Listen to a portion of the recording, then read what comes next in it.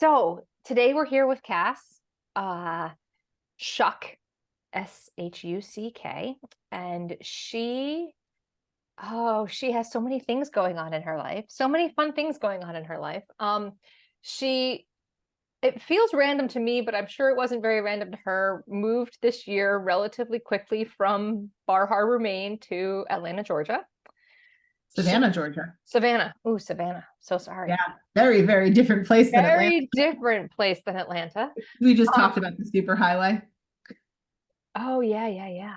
Mhm. And then she also is starting a social media platform. Um, and maybe we'll talk a little bit about that. And basically, Cass, what do you have the platform? What do you want to share? Oh my goodness. Well, I first feel like we have to tell the listeners our background story Okay, that works for me. because I feel like that's such a good place to start. And this is my day-to-day life. And I feel like it's your day-to-day life too, where you're like, oh, I just happened to meet this person who just happens to do this, who just happens to connect to this. Um, Exactly. so once upon a time, about a year and a half ago, maybe. Yeah, about Yeah, there. that was about a year and a half ago. Um, Kim and I both needed to hole, as we call it, and go into our separate places, and the world was too much, and the job was too much, and the business was too much, and the kids were too much on my side, and we just needed to kind of take our some space. So go ahead, and you went out for weeks before I did. Yeah, I was there for 5 weeks. I went to the Himalayan Institute in the Poconos in Honesdale, Pennsylvania, to a retreat center to basically have 5 weeks of silence because when my dad was sick, I was like, that's it. This was so overwhelming and there was so much going on. I was like, when all of this is over, I'm going to go to like Nepal and do 5 weeks of silence or 4 weeks. I do a month of silence in Nepal. And then Mhm. I started to actually price that out and what that would actually look like because we had a pandemic and I had time to really look at these things. And I discovered how much it would actually cost to fly there and then be there. And I was like, well, I could drive there and be there and it would cost the same amount if I just did it local. So I went Mhm. to the Himalayan Institute in Honesdale, Pennsylvania. And I was there for 5 weeks, mostly silent. The last weekend I was there, the last couple days I was there, I started to open up and have conversations with people. That was about the same time Cass arrived for a weekend of what they call panchakarma, which is kind of a cleanse. Yes. There's a lot of massage, there's a lot of oil, there's a lot A of lot of oil, so there's much oil, so much so much ghee. so much ghee and so much oil. They pour it in your hair, they pour it in your body, they pour it on your body. Like Yes. so much oil.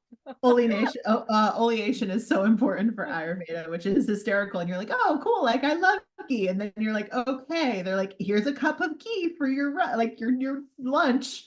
And I'm like, a cup? They're like, a full cup. But I'm like, that seems I don't excessive. think I was getting a full cup of ghee in mine because I wasn't doing ghee. I was doing That's right. coconut oil. You were no dairy. So No dairy. So Cass arrived, and when she arrived, she was like, "What's your story?" I was like, "Wait, what's your story?" And so, that's how Cass and I first met. yes. And I will say to this, so like I had heard about Panchakarma for probably about 4 years. And I started looking it up about a month before the actual event. And they were like, there's no space. It's already reserved. You can sign up for next year. And I was like, I don't know where I'm going to be next year. I don't want to do that. So I'm going to put myself on a wait list, mind you.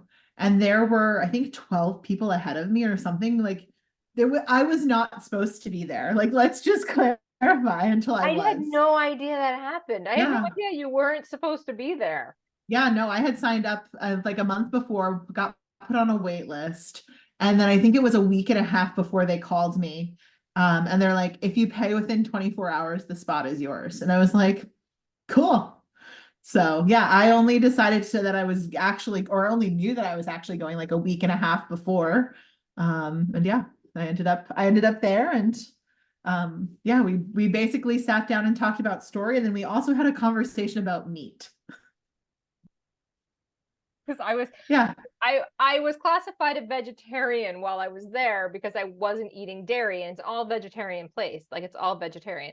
So I was classified as a vegan, sorry, a vegan while I was there because I wasn't having dairy. So if you were either vegetarian, you were having dairy items, or you were vegan, not having dairy items. And I wasn't having any dairy items. So they classified me as a vegan, but then I would like add tuna to my salad, or I'd be like eating a like beef or a Venison. venison jerky. I was like eating epic venison bars where I was like, I need protein. And so Yep. I'm classified as a vegan by the kitchen because then I have no dairy, but then I'm like a closet meat eater. And I always know when I go to events and I find people, like I've gone to down to Central America and it was vegan and they're sneaking in protein. I'm like, okay, you're my people. Like there's that type of person. Or there's within 20 minutes of meeting one another. And I have a number of friends like this at an event. We're up in a room pulling tarot cards, playing with crystals, tapping into the universe, doing muscle activation. Like I'm like, I always know my people when I'm like, hey, do you want to come like hang out and like do witchy shit with me? They're like, yes, I Yes. do. Yes, I do. Yeah. Yeah. So, I was like supposed to be silent, and I'm like, nope, we're gonna go read some tarot cards. And I used your shaman deck, your shaman yes. oracle deck, and I was like, I really like this deck. Yeah, so that's just a little bit. And I will say that is how I connect with people. The joke within the team is kind of like send me out and I'll find our next group of people that we're meant to connect with. Because I find I mean, I was in a room of 1,800 people last month, and I found 10 people who are now brought into our circle who are our people. And that's like, for me, what connection is about. It's about finding the people who, like, on paper, like, we like, or via algorithm of some sort of technology, we may not have gotten along, or they may not have paired us together. They may Right. have been like, oh, she has 2 kids and she lives here, and like, this doesn't make any sense. And they might have been like, oh, she doesn't have children. She lives in a completely different place. She's in the medical system. You're very different when it comes to the medical system. Like, you shouldn't be people. And then I'm like, no, that's not actually how connection takes place. So I just think, like, I mean, some of my friends, like, on paper, again, we shouldn't get along, but like, these are my ride or die people. Mm. Yeah, Yeah. So that makes total sense. it does. So where do you want to go from here? Yeah, where do we go from I'm here? an open book. I know you are. So talk to me about why aligned. Okay. Like, So I think it goes to connection. Obviously a very large piece. I feel like one of the things that we've done as a society was separate people and separate people and separate people and separate people. And then kind of bubbled up in 2020, another layer of separation of people. So we're already like, I just kind of made a little nod to it. Like, we always categorize people in different ways.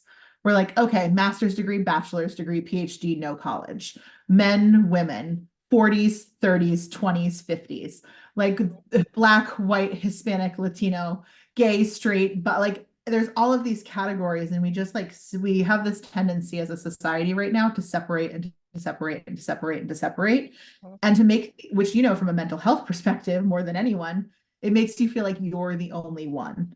Like, I'm the only one who feels like this. I'm the only one who has this experience. I'm the only one who's having this conversation. I'm the only one. And it kind of is very ostracizing. And in the beginning, for aligned, kind of one of the things that kind of spurred it is, it was like, we are so much more similar than we are different. And like, I want people to have the people that in their life, like, you're familiar with the tier 1, tier 2, tier oh 3 yeah. friend. Mm-hmm. So like, for the listeners who aren't, tier 1 is kind of like your people, like your ride or dies, the people who you can call up at 2 a.m. if you're in the middle of like a panic attack, and they're like, I got you, I see you, I feel you, let's work through this. The tier 2 is like, okay, I would talk to you, I would travel with you, maybe I won't answer all your phone calls, but like, you're in the same ecosphere. And these kind of tiers get further and further out with the more connection you have. I kind of looked at, online social media, and I'm like, we're basically inundating ourselves with tier 3, tier 4 people who really don't care, who aren't going to be there, who aren't going to answer the phone, who aren't going to be your ready to die, who aren't going to travel. And I was like, we're kind of forgetting how to genuinely connect. So we're in this place of being more connected than ever, but also less connected than ever. And I'm like, and then when I look at, health, and when I look at mental health, and when I look at physical health, connection is like the root cause of so many different illnesses, either connection to self or connection to others, where I'm like, this needs to be kind of flipped on its head from a technology standpoint. So we looked at making a mental health app, and we're like, that sounds boring. We looked at creating, a journal and a planner and a course and all of these things. And I was like, none of this works. So it was like, where are people connecting with people? And the answer, when you look at it, is social media. Right. They think that they're connecting. So I was like, we're going to take on social media. And it started off with a question mark of, we're going to take on social media. Like, how the hell are we going to do that? And then I was like, okay, we're going to take on social media, period. And then it went, okay, we're going to fucking take on social media, exclamation point. So it's kind of crescendoed, so to speak, of like our understanding and ability to do that. And it's really we spent now almost 3 years reinventing connection and reinventing how we connect people and reinventing the conversations that people have and the way of doing that. So. And where are you in that process now? Oh my goodness. So we did an MVP. We had people just kind of testing out the platform. And then in January, so in about a month, we actually have real people on a real platform that is completely built out. So we're about a month and a half out. We have a waiting list. We have some people who have been in our beta team that have tested out the previous little sad platform. It wasn't sad. It wasn't sad. I found it sad because I know the potential of where we're going. Right. It was the thing that I found frustrating here. I'll just tell you the thing I found frustrating about that little sad platform, as you stated it, is that it wasn't easily accessible. Like, it was hard for me to find it to like play on the playground. I'm like, I want more time on the playground, but I can't find it. Mm-hmm. See, like, I see it because I know where we're going as a Lamborghini. Right. And it came out as a Camry, and its next version is going to be a Porsche. So Okay. we're in the right vicinity. You're in the right ballpark. You're right church, wrong pew. Exactly. So I'm like, I know that, like, so like the big thing that we didn't think of, which is why I call it a sad little platform, is I was like, oh, social media, like people will be on via website. And no, Cass, people are on via phone. Yeah, So, they're on via app. exactly. So this new one will actually be app and tablet and computer. So it's all in one. Okay, good. But yeah, it's stuff like that you don't think of and you don't know until you're, in it, so to speak. Right. Yeah, I can see that. Yeah. So just taking on connection and technology all at once. How has your moving forward with creating okay, I'm gonna say this for everybody who's listening. Aligned has a different energy to it. It has a completely different feel to it. Like, when I was on even the sad little version, as Cass just phrased it, right? The aligned background noise is supportive and kind and loving. It feels like you're on a safe space, which I do not feel when I'm in other social media platforms, that their background space, not even looking at what people have posted, not even looking at like just the space that is the space to put your stuff, just doesn't have that same kind of energy to it. And because you're doing something totally radically different, you're coming at it from a conscious perspective opposed to an unconscious perspective. How has the unconscious world reacted to even your sad little version? So it's interesting because it's the same sentiment that you just said from everyone that's been on it before. They're like, we don't know why. And I can tell you why. I can tell you all the technical reasons why, but they're like, we don't know why. It just feels different. I feel different. My energy feels different. I leave feeling connected. And like, I don't leave feeling like I'm done. Like, I don't feel like I'm missing out. I don't feel like I have to keep scrolling. That's kind of been the overall sentiment. So it's interesting because there's a couple different types of people. There's the people who know why and what and how we're doing and why and what they're consuming. And they understand of like, okay, it feels different because there's not all of these bells and whistles. There's not all of these notifications. We're an opt-in culture versus just assume that you want content.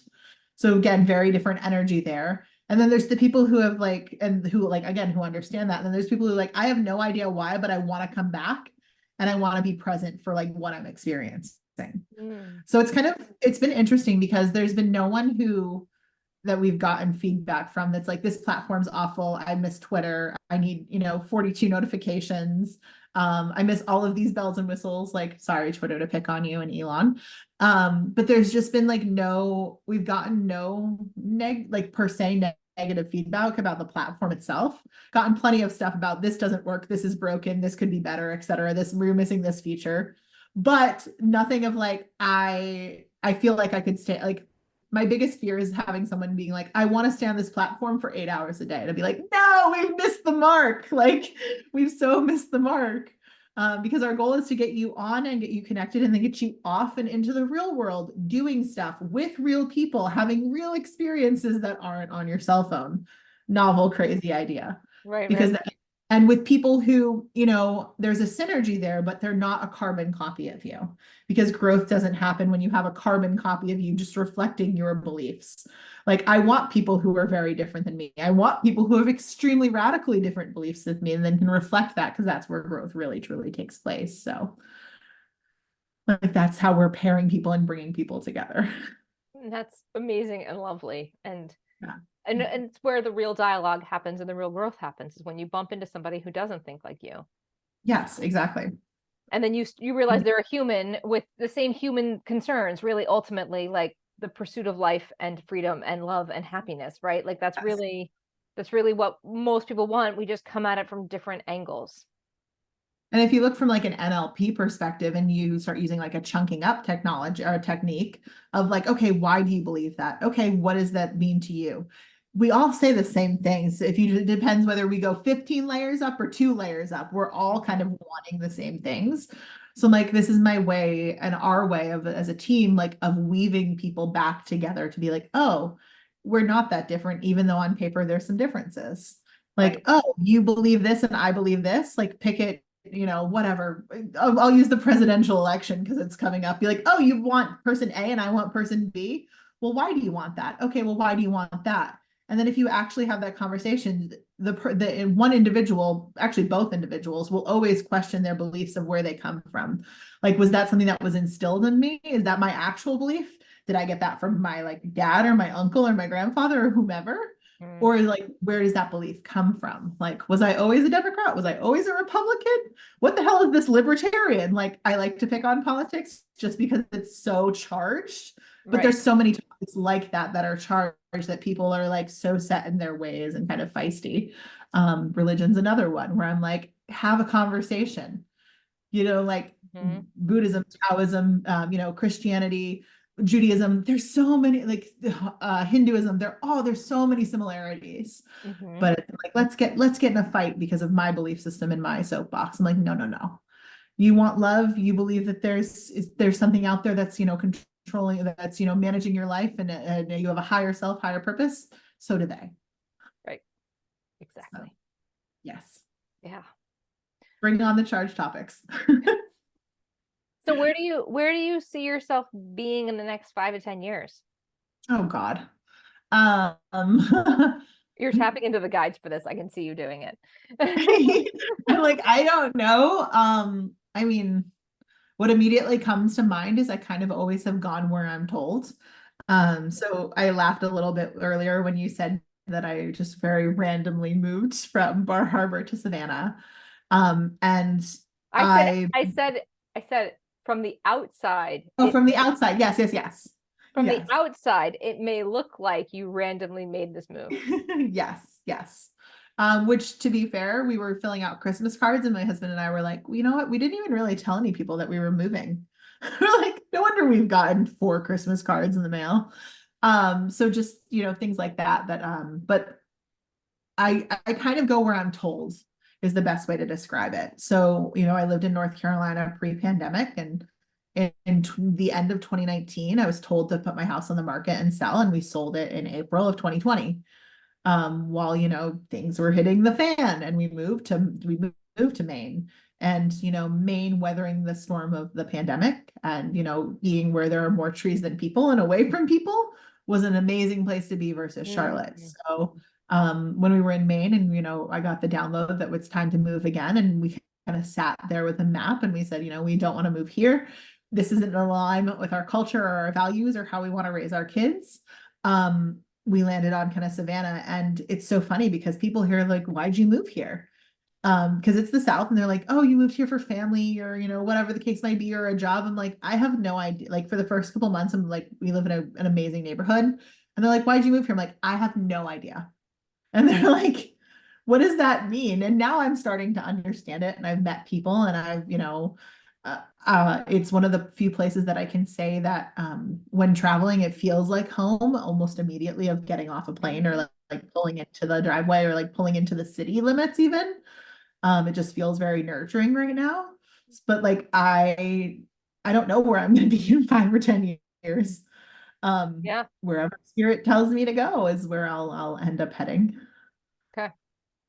My goal is to get the world connected and the world back in embodiment and the world back to presence, so that we all kind of have that ability to kind of go where we're told and kind of live our own life, and kind of kind of chunking up to what you said, freedom, love, peace, happiness, joy, like all of those big core desired emotions. Like we should all have that ability.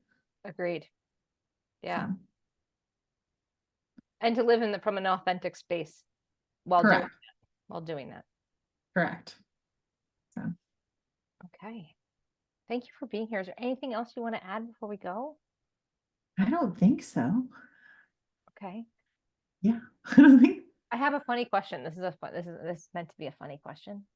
Can I Okay, bring it on. Can I find you on Facebook or Instagram? Haha, nope. Well, you can. So there's a funny story about that. I was banned from Instagram. Instagram doesn't love when you talk about other platforms. Funny. It's in their terms and conditions. So a TikToker shouldn't be able to talk about Instagram, and an Instagrammer shouldn't be able to talk about TikTok. But caveat, asterisk, all the stars. If the platforms are making money, they don't really care until you start talking about taking people off the platform in a platform that they're not making money from. So I am banned off of Instagram. My last post was December of 2021, I believe. Had 100, I think I had 40,000 followers, down to 15,000 now.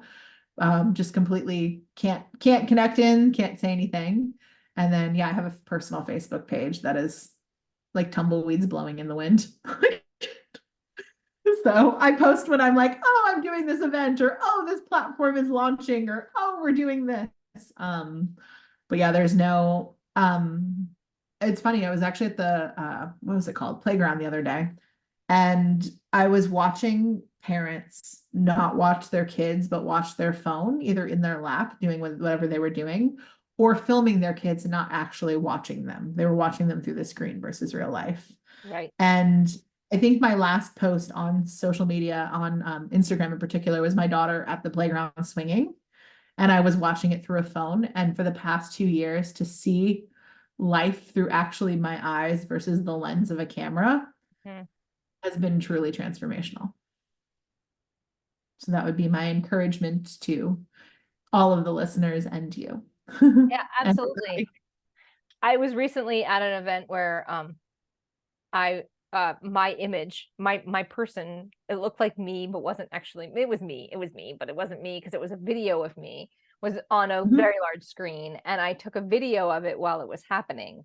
And it's the only time I've ever seen me on a big screen. And I was taking I was using my phone to take a picture. That picture has not yet been put on social media, but I did take a video of the event, and I definitely was not present in the event because I was taking a video of the event, of that moment. And I know I missed out because I wasn't present because I was too busy making a video of it. Yeah. And so, and I've told people that, like, if I'm at a space and I'm taking a lot of photos, it helps me separate from the power of whatever it is I'm looking at. Correct. Correct. Now there is the shadow side to that, which we do have to address for 2 seconds, where, I'm with some of my people in my life on a monthly basis, and we have 3 photos together for the past 3 years. Right. So like there is a like my goal is to strike that happy balance between like actually because we are when we're together we are so present. There is nothing in the world that could like mess with our energy that like Mhm. there could be an atomic bomb going off like down the road and we'd be like we're fine. We're having such a great time, guys. We don't know anything that's happening. But again, kind of the other piece is we do miss out on some of the moments where, we're dressed up and we're having such a good time that we should probably take a picture. So Yeah, I think there is a yeah, balance. There's definitely a balance there is. between the two. There is. I So am not, I don't know that I totally regret taking the video because I know I have the video of the oh, moment, right? But at the same point, I know that I wasn't completely present for the moment either. yes. So if you guys know how to figure that out, how to figure out that next quantum entanglement, please let us Yeah, know. exactly, because you can't do both. You just can't do both. But No, there's you also can't do moments that you can take, you can be like, okay, in this moment we'll take photos, in this moment we'll yes. do videos, and then other moments we'll just be present with each other in those moments. Our joke was a little reminder on the calendar when we were together of like stop and take a photo of each other, like of you guys. So that That's was our funny. kind of internal joke of like, you're going to be together for 3 days, maybe once a day you stop and take a photo of what you're doing and what you guys look like and where you are. I was like, that's not a bad idea. That's not a bad idea. So, No, but we'll figure it out. you will. You will. And it is. It's like the pendulum swing, right? You just got to figure, and maybe aligned will bring us more into alignment with the pendulum swing, right? That's the goal. That is the goal and the namesake, my friend. I know. I know. So, All right, Cass, awesome. thank you Thank so you much so for much for being having here. me. Yeah. Oh, thank you for having me.